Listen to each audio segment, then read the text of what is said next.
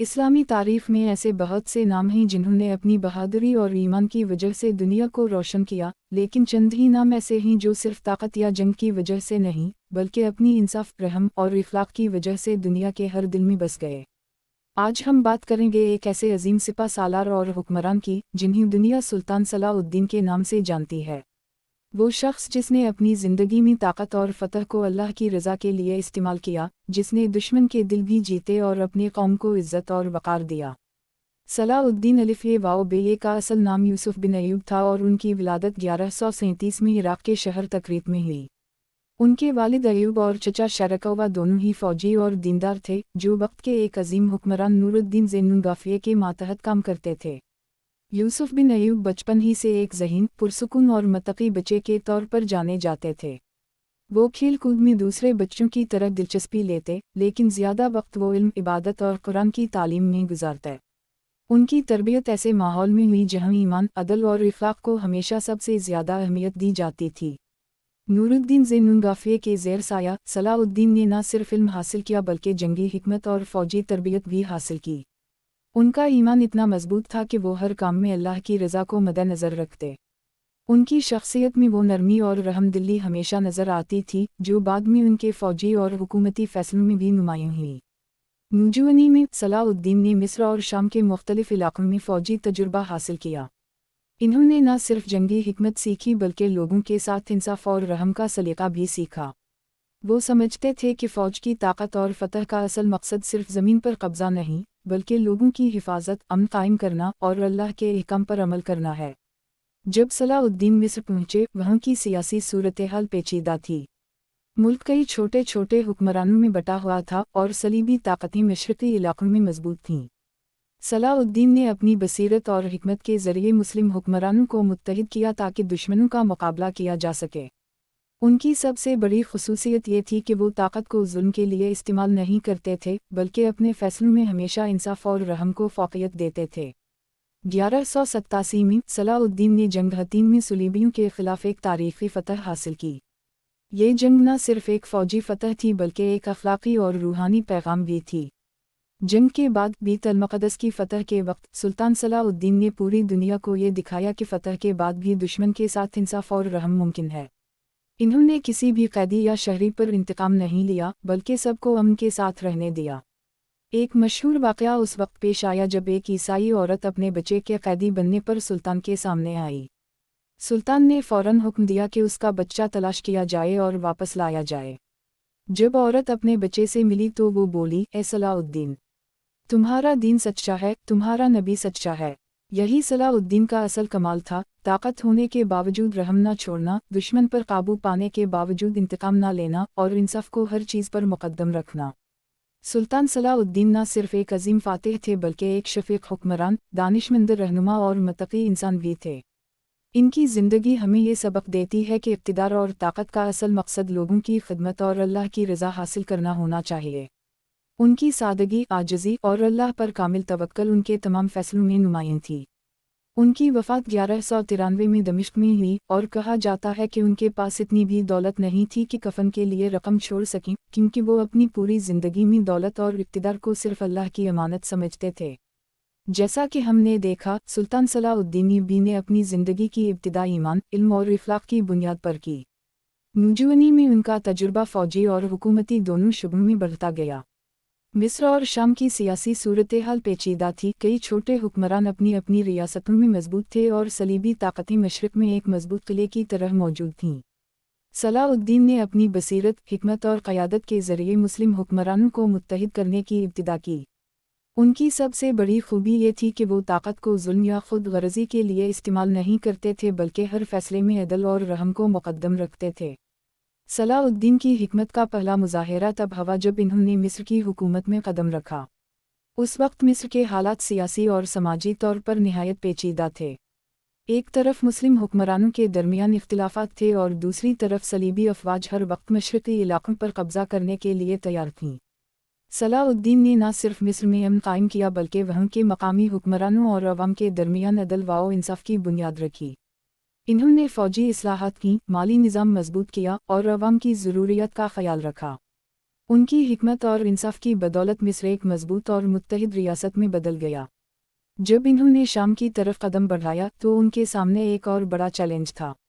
शाम में मुख्तलिफ रियासतों के हुक्मरान एक दूसरे के खिलाफ मुतनाज़ थे और सलीबी अफवाज हर मौका पर दखल अंदाजी कर रही थीं।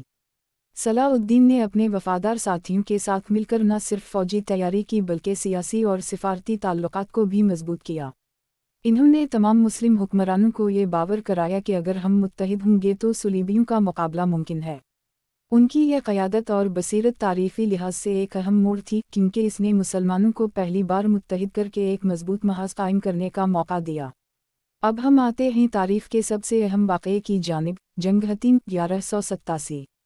यही वो लम्हा था जब सलाहुद्दीन ऐबी की हकीकी फतूहात ने दुनिया को हैरान कर दिया। सलीबी अफवाज ने बैत अल-मक़दस पर कब्ज़ा किया हुआ था और मुसलमानों के लिए इस शहर की आज़ादी एक मुक़द्दस फ़र्ज़ बन चुकी थी। सुल्तान सलाहुद्दीन ने अपनी पूरी ताकत और हिकमत को बरूएकार लाते हुए एक अजीम महाज़ तैयार किया। जंग हतीन में मुसलमानों और सलीबियों के दरमियान शदीद मुकाबला हुआ। यहाँ सुल्तान सलाहुद्दीन की सबसे बड़ी खूबी उनकी फ़ौजी हिकमत, सब्र और नज़म व ज़ब्त थी। इन्होंने अपनी फ़ौज को न सिर्फ तरबियत दी बल्कि हर सिपाही के दिल में ईमान और मकसद की आग भी भड़काई। जंग के दौरान सलीबी अफवाज ने हर हरबा आजमाया, लेकिन सलाहुद्दीन की हिकमत और मंसूबा बंदी के आगे सब बेबस हो गए। इन्होंने न सिर्फ दुश्मन की फ़ौज को शिकस्त दी बल्कि उसके काफ़िलों को भी घेर लिया ताकि किसी कस्म का नुकसान मुसलमानों को ना पहुँचे। जंग के बाद फ़तह का मनाज़िर तारीख़ी लिहाज से निहायत अहम थे। सुल्तान सलाहुद्दीन ने बैत अल-मक़दस पर कब्ज़ा किया तो दुनिया ने उनकी रहमदिली और इंसाफ को देखा। इन्होंने किसी भी कैदी या शहरी पर जुल्म नहीं किया और न ही इंतकाम लिया। इसने ये वाज़ेह कर दिया कि फ़तह सिर्फ ज़मीन पर कब्ज़े का नाम नहीं बल्कि इंसाफ और इख़लाक़ के साथ काबू पाने का नाम है। यहाँ एक मशहूर वाक़या याद आता है, जब एक ईसाई औरत अपने बच्चे के कैदी बनने पर सुल्तान के सामने आई। सुल्तान ने फ़ौरन हुक्म दिया कि उसका बच्चा तलाश किया जाए और वापस लाया जाए। ये इक़दाम सिर्फ रहम की अलामत नहीं था, बल्कि इससे ये भी साबित हुआ कि सुल्तान सलाहुद्दीन की फ़तह सिर्फ फ़ौजी नहीं बल्कि अख़लाक़ी और रूहानी थी। ये वाक़या आज भी दुनिया के हर कोने में याद किया जाता है और इसे अदल और इंसाफ की अलामत समझा जाता है। सुल्तान सलाहुद्दीन की जंग हतीन और बैत अल-मक़दस की फ़तह ने मुसलमानों के दिल में नया हौसला पैदा किया। इन्होंने न सिर्फ अपनी फ़ौज को जीता बल्कि दुश्मन के दिल भी जीत लिए। इस तारीख़ी फ़तह ने दुनिया को ये पैगाम दिया कि इस्लाम सिर्फ तलवार का नहीं बल्कि दिल जीतने, इंसाफ करने और रहम करने का मज़हब है। उनकी ये ज़िंदगी हमें ये सबक देती है कि अगर ताकत का इस्तेमाल हिकमत, इंसाफ और ईमान के साथ किया जाए तो हकीकी फ़तह हासिल होती है। अब हम आते हैं तारीख़ के इस अहम मोड़ की जानिब जब सुल्तान सलाहुद्दीन ने बैत अल-मक़दस की फ़तह हासिल की। 1187 में ये मुक़द्दस शहर, जो मुसलमानों के लिए एक रूहानी और तारीख़ी अहमियत रखता था, सलीबियों के कब्ज़े में था। फ़तह का लम्हा न सिर्फ फ़ौजी लिहाज से अहम था बल्कि इख़लाक़ और ईमान के हवाले से भी ये एक मिसाल कायम करने वाला वाक़या था। सुल्तान सलाहुद्दीन की सबसे बड़ी ख़ुसूसियत ये थी कि वो फ़तह के बाद भी इंसाफ और रहम को फ़रामोश नहीं करते थे। जब इन्होंने बैत अल-मक़दस पर कब्ज़ा किया तो वहाँ के शहरी और कैदी उनके सामने थे। आम तस्वुर के मुताबिक फ़तह के बाद अक्सर फ़ातिहीन इंतकाम लेते हैं, लेकिन सलाहुद्दीन ने एक मुख्तलिफ और आला इंसानी मिसाल कायम की। इन्होंने न सिर्फ मुसलमानों बल्कि ईसाई कैदियों और शहरियों के साथ भी अदल और रहम का सलूक किया। सुल्तान सलाहुद्दीन ने कैदियों की रिहाई के लिए भी एक जामा मंसूबा बनाया। इन्होंने कैदियों को न सिर्फ आज़ाद किया बल्कि बाज़ कैदियों पर माल व दौलत का बोझ भी न डाला, बल्कि कहा कि सब इंसान अल्लाह की मखलूक हैं और हमें उनके साथ इंसाफ करना चाहिए। इस इक़दाम ने दुनिया को ये दिखाया कि फ़तह का असल मकसद सिर्फ ज़मीन पर कब्ज़ा करना नहीं बल्कि इंसाफ कायम करना, दिल जीतना और अमन कायम करना है। यहाँ एक और दिलचस्प पहलू ये भी है कि सुल्तान सलाहुद्दीन ने बैत अल-मक़दस में मौजूद मुख्तलिफ मज़ाहिब और फ़िरक़ों के दरमियान सुलह कायम की। इन्होंने न सिर्फ मुसलमानों बल्कि ईसाइयों और यहूदियों के मजहबी हुकूक़ की हिफाजत की। इससे ये ज़ाहिर हुआ कि उनका मकसद सिर्फ सल्तनत का वसी होना नहीं बल्कि मुआशरती इंसाफ और मजहबी रवादारी भी था। उनके ये इक़दामात आज भी दुनिया भर में इंसाफ और इख़लाक़ की मिसाल के तौर पर याद किए जाते हैं। सुल्तान की ये ख़ुसूसियात सिर्फ बैत अल-मक़दस में ही महदूद नहीं थीं। उनका पूरा दूर हुकूमत उसी उसूल पर मबनी था कि ताकत का इस्तेमाल सिर्फ ख़दमत ख़ल्क़, अदल और अल्लाह की रज़ा के लिए किया जाए। मिस्र और शाम में इन्होंने अवाम की ज़िंदगी बेहतर बनाने के लिए इंतज़ामात किए, फ़ौजी और माली निज़ाम मजबूत किया और अवाम के मसाइल को सुनने के लिए ख़ुद दरबार में हाज़िर होते। ان کی شخصیت میں نہ صرف ایک فاتح کی شجاعت تھی بلکہ ایک رحم دل حکمران، دانشمند رہنما اور متقی انسان کی خصوصیات بھی شامل تھیں۔ سلطان صلاح الدین کی زندگی ہمیں یہ سبق دیتی ہے کہ اقتدار اور طاقت کا اصل مقصد صرف زمین اور دولت پر قبضہ کرنا نہیں بلکہ لوگوں کے دل جیتنا، انصاف قائم کرنا اور رحم و اخلاق کے اصولوں پر عمل کرنا ہونا چاہیے۔ ان کے یہ اصول آج بھی ہر مسلمان کے لیے ایک روشن مثال ہیں کہ کامیابی اور حقیقی عظمت صرف طاقت میں نہیں بلکہ عدل، ایمان اور اخلاق میں ہے۔ جیسا کہ ہم نے دیکھا، سلطان صلاح الدین کی زندگی ایک مکمل مثال ہے کہ طاقت اور حکومت کو کس طرح عدل، رحم اور ایمان کے ساتھ استعمال کیا جا سکتا ہے۔ انہوں نے نہ صرف فتوحات حاصل کی بلکہ فتح کے بعد بھی اخلاق اور انصاف کو مقدم رکھا، دشمن کے دل جیتے اور اپنی قوم کو عزت دی۔ ان کی وفات 1193 میں دمشق میں ہوئی۔ ان کا انتقال ایک ایسے وقت پر ہوا جب ان کی سلطنت مضبوط اور مستحکم تھی، لیکن انہوں نے اپنی زندگی میں دولت یا ذاتی فائدے کے لیے کچھ بھی اکٹھا نہیں کیا۔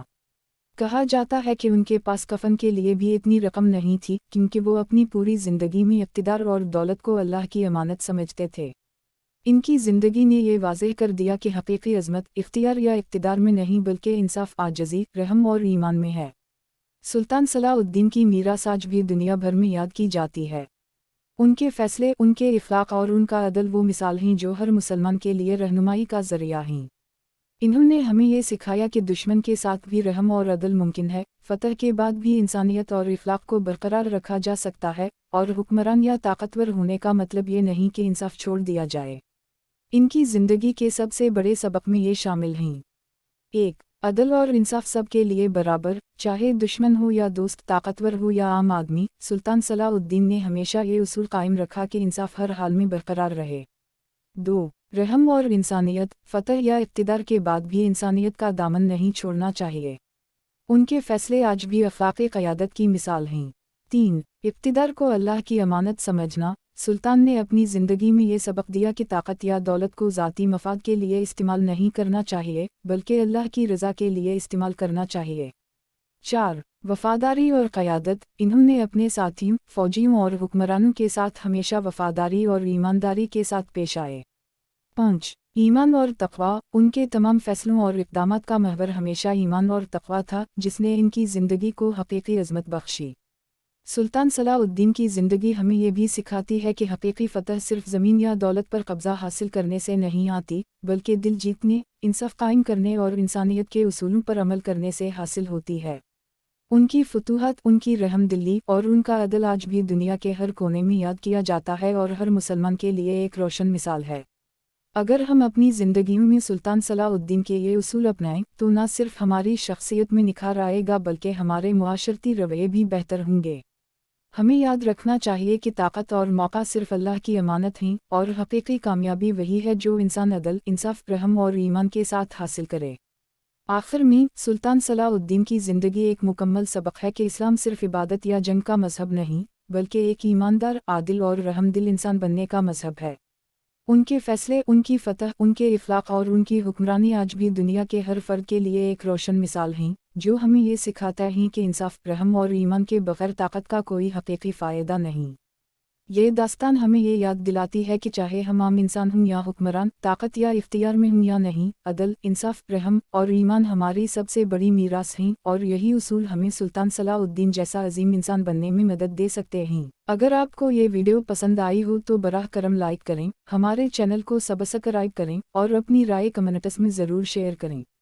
آپ کے سبسکرائب کرنے اور کمنٹس کرنے سے ہمیں حوصلہ ملتا ہے کہ ہم مزید ایسی معلوماتی اور دلچسپ ویڈیوز آپ کے لیے لے کر آئیں۔